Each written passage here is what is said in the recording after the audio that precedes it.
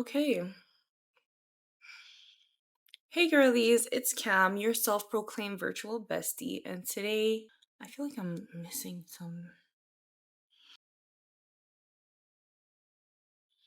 Going to call my man because I call him for anything. Oh, Hey babe, what's up? how you doing? We're chilling. Yeah, how are the kids? Great. I feel like I'm not pumped. How can I help with that? I mean, I don't know. I just need some motivation, I guess. It's normal. Sometimes I feel more like creating. Other times I don't. All right. Can you give the phone to Mally? Maybe he'll motivate me. Yeah. Hi, boo boo. Hi. I'm trying to record my YouTube video and I'm not feeling like super bubbly. What does bubble mean? I just want to be like in a great mood, like jumping up and down kind of vibe, but I just feel like a little bit boring for some reason. You want to FaceTime?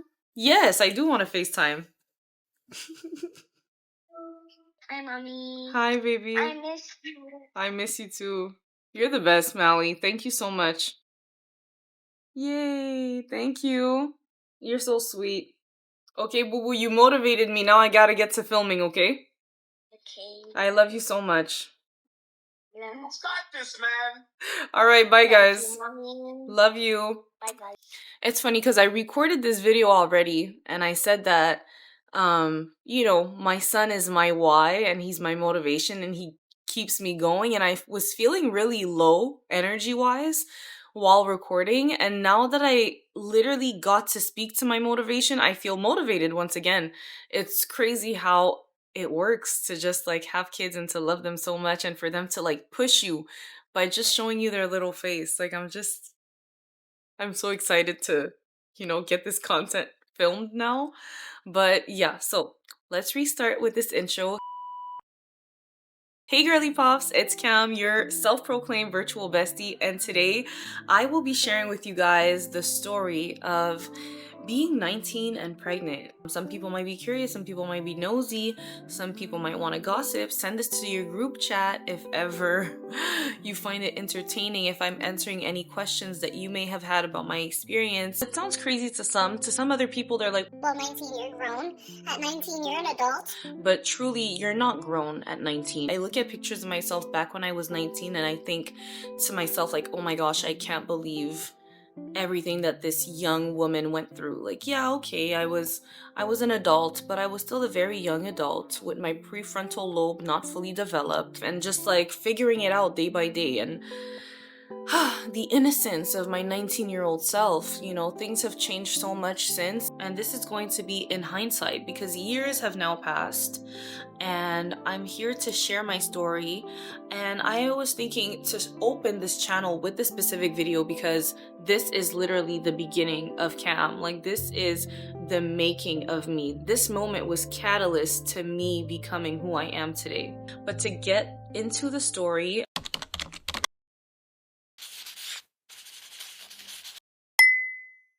let's start with the beginning. The beginning is my love story with the father of my children, who is now my husband. My husband. Okay. Yeah, we got married a little bit before our daughter was born. And look at that ring, y'all. He really did his thing. He really did his thing. That nigga did his thing. Anyway, so back to a little bit more serious, okay? So me and my son's father, we met when I was 16, and we didn't start dating until I was like 17. He had been trying to holler at your girl because, I've always been that girl, okay? So he was trying to holler, period. I'm live one day with my best friend, and he happened to log in to my Instagram live, and he had been saying how I was hard to find at school. So in that moment, we were Instagramming live from the school. So I saw that he signed in, and I pretty much told him like, hey, like, I'm in this room of the school right now. Since you're saying I was hard to find, come find me, come join me. And he was in class and he just ditched class and he came to see me. We were having really lighthearted conversations. It was very, very goofy, very playful, very cutesy, very it was not demure. The conversations were just seamless. The flow was just impeccable. It was funny, it was lighthearted, and I just remember feeling like, wow. Like, I remember when he left and I was left alone with my best friend at the time. I remember telling her, I feel like this could be my best friend forever. And that's exactly what I thought of it at the time. I felt like truly this guy could be my best friend. Like, that's how I felt. I wasn't even thinking romantically. I was just thinking, I like him. I could see myself getting along with this guy forever. That's just how I felt. And I didn't give it too much thought. I just felt like it was very natural between us. She would even call him baby daddy, like, at the time, which is funny because he did end up being my baby daddy. So 2 years pass, I get pregnant with our son, and yeah, so I know a lot of you guys may wonder, like, how did that feel, being 19 and taking a pregnancy test and it being positive? Like, scary stuff. I was a very responsible person, guys. Like, I've always been very responsible, very moderate, very like, I've just always had a head on my shoulders. I happen to have an irresponsible moment in my life, but I've always been very responsible. So that happened, and I was like, shit, okay, we gotta get, a plan B. And so that's what I did. And they say when you take a plan B, you may be feeling some cramps, your period might be delayed, and you're feeling a lot of period-like symptoms after taking a plan B. So that's what was happening to me. And I was thinking at first, like, is my period coming? Until it didn't.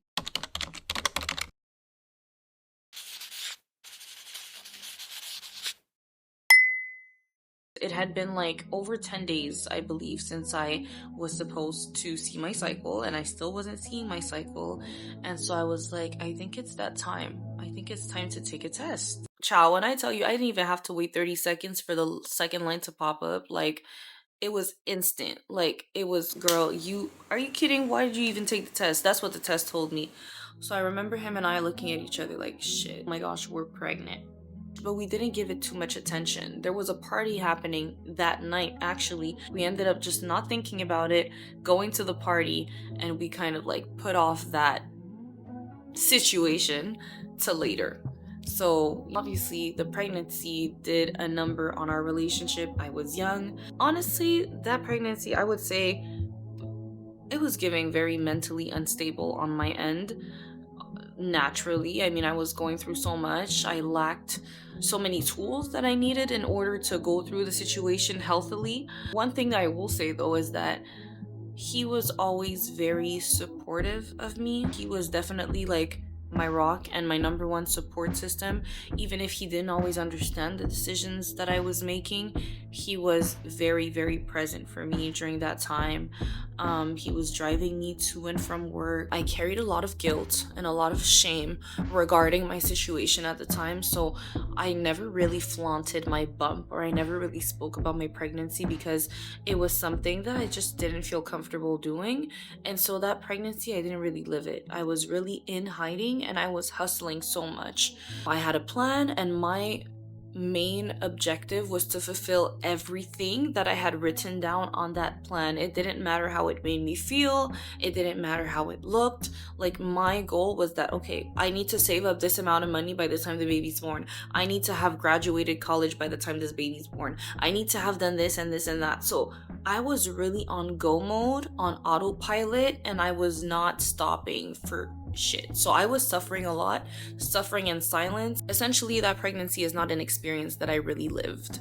And in those moments of weaknesses, I can say that he was there for me, and it definitely strengthened our bond. But our situation was still very, very challenging for two young people to go through. So it wasn't smooth sailing. It wasn't sunshines and rainbows and butterflies, that's for sure. Another question people may have, which is, how did your parents react?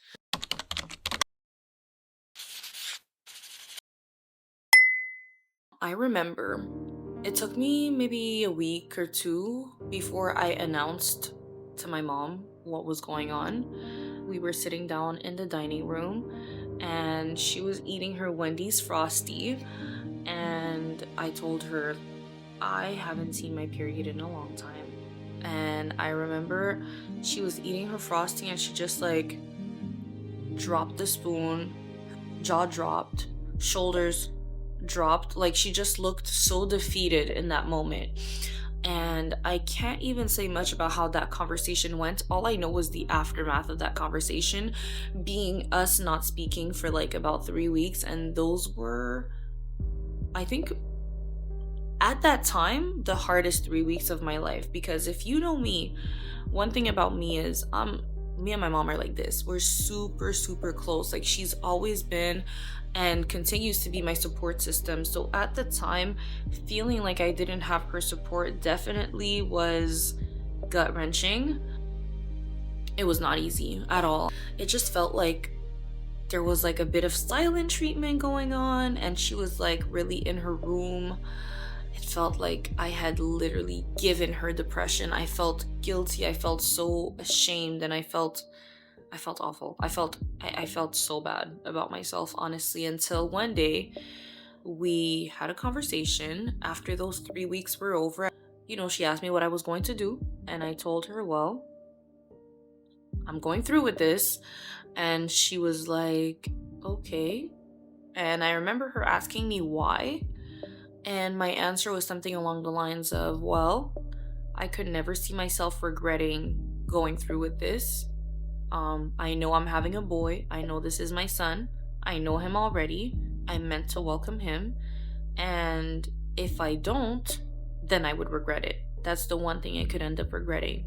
I said, I have a plan. I wrote it down. All I need is for you to be there with me, and I just need your support. Help me figure it out and help bring this plan to life. And I remember her being like, okay. And from that moment forward, she just was showing up for me every single day. She would go to the store on her breaks, and sometimes she would bring back clothes for the baby. She was super attentive to my needs. Sometimes she would try to get me whatever I was craving, but I remember feeling so many negative feelings about the pregnancy. I felt very optimistic about meeting my child, but the journey through which I was going to meet him was the harder part. So I just remember, even when she would do these small attentions or these big gestures for me, I look at them as big gestures. I remember being very reserved, like, thank you, and we leave it at that. Like, I wasn't talking about, oh my gosh, she's going to look so cute in this. Like, it wasn't that at all. I was really to myself during that time. During my pregnancy, my mom never rubbed my belly. She never saw my belly. I was walking around the house with big hoodies on, with my big robe on. I never wanted to be seen during that time. I was spending a lot of time in my room. If I wasn't in my room, I was with Brandon at his house in his room.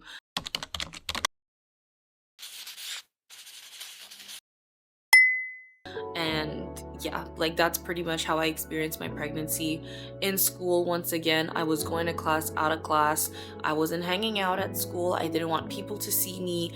I was really like, people used to call me ghost at school because I was literally ghosting. Like, I was nowhere to be found. Those are the feelings that I was carrying during the pregnancy. But then again, whenever it was 3 a.m. and I was by myself in my room and he was kicking, I remember I was like poking my belly and waiting for him to respond, and him responding to me poking my belly made me happy. I would be talking to my belly and I was really genuinely excited to meet him. But when it came to like the pregnancy itself, I felt like a disgrace. Honestly, it was a really hard time for me. I never got to wear dresses. I never really took any pictures. I was really just suffering. suffering so much so that I was going to work so much.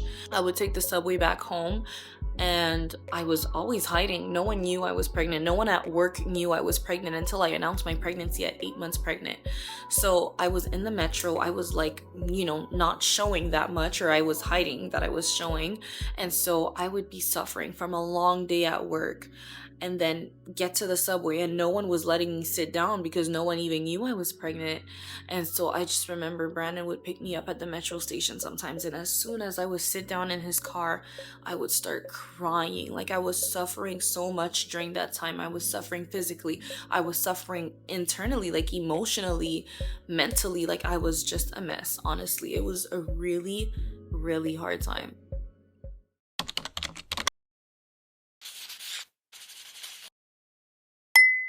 every day felt like it was a hard day. And so I remember not necessarily being in a rush to tell my dad because I already knew what that was going to look like. I was like, I'm not going to make things worse for myself. So I delayed telling my dad because I knew that he wouldn't have a positive reaction, obviously. And I just didn't want to be put down. So I just kept it to myself for a long time. And I think I didn't see my dad for a long time at the time because, as you may understand, my parents are separated. At that point, I was 19. I was seeing my dad whenever I saw him. You know what I mean? It was like beyond 20 weeks pregnant. Gender was confirmed and everything. And I felt like, okay, I think it's about that time where I should tell my family. I also remember my mom telling me, like, your dad had a dream that you were expecting a baby, so you should probably tell him. So I was gathering up the courage. I had to like kind of get around to telling my family. So I remember sitting down my grandmother and my great grandma and telling them that I was expecting and that I was 5 months pregnant, that I was having a little boy. And they were both very accepting. Like, it didn't even feel like I was sharing bad news. Like, obviously, I think that elders have a very different perspective on children, and I think that they see children as blessings, which they are blessings, and everyone should see children as blessings. But I think that, like, our parents or that generation right above us, they might see all the worry that comes with welcoming a child. So your grandparents may see the blessing that it is, but your parents will see the worry that comes with parenthood. So I remember my grandma and my great grandma, rest in peace to my great grandma. She was definitely a very, very strong pillar in my life at the time. She was one of my biggest support systems during my pregnancy. I remember I would go there and just sit with her. She would cook for me and we would talk for hours and hours. Like, she truly was everything to me at the time. I announced it to them. They were very, very like accepting, understanding, supportive, and borderline positive about it. I remember telling them and feeling a very, very big relief.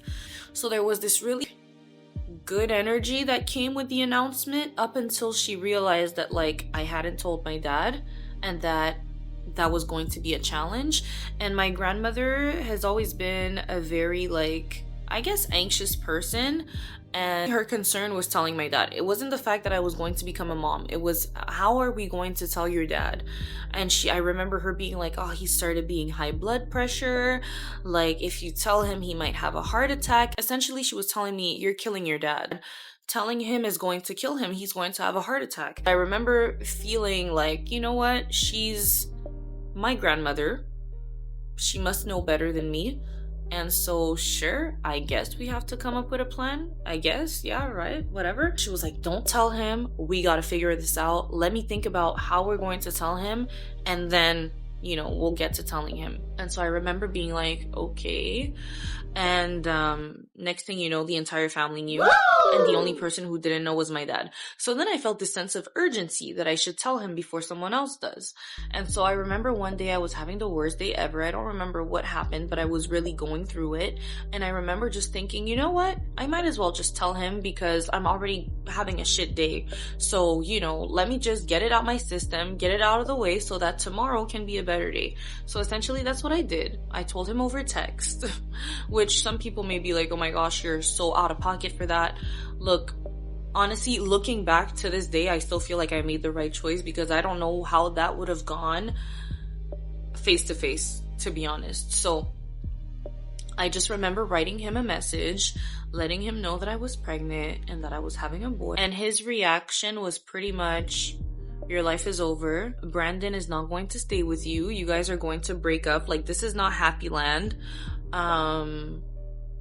Like, what a shame. Like, that's pretty much in a nutshell what he was telling me. He was telling me that I was not going to have a career, that for some reason he assumed that I was done with school, and that, yeah, like, life was over pretty much. And a lot of hurtful things were said, and that definitely put a stain on my relationship with him. But I remember that months later I was hanging out with him And mind you, I was pretty small during my pregnancy. Like, as I said, I started showing I was like 8 months pregnant. So, you know, I never really went and bought maternity clothes.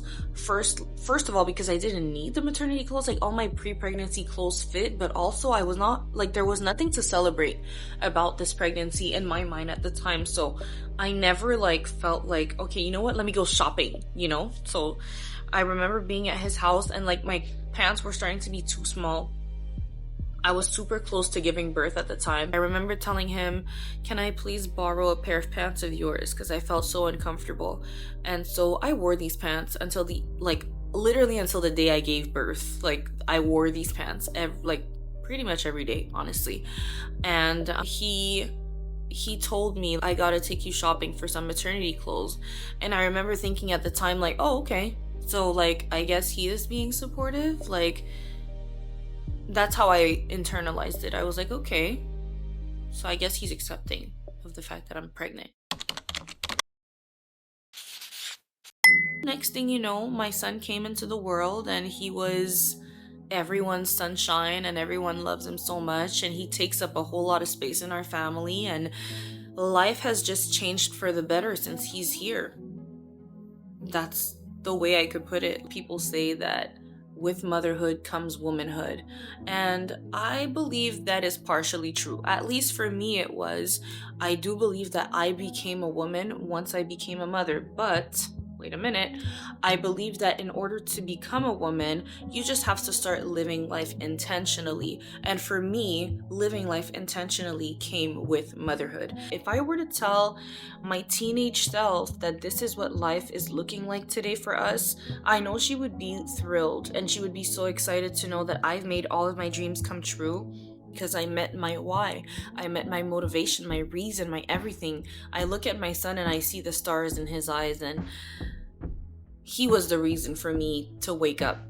To wake up and start to understand that, I am the master of my own destiny and I can fulfill all the things. And now, having a second child, I feel that way, but even more. I feel that way times two.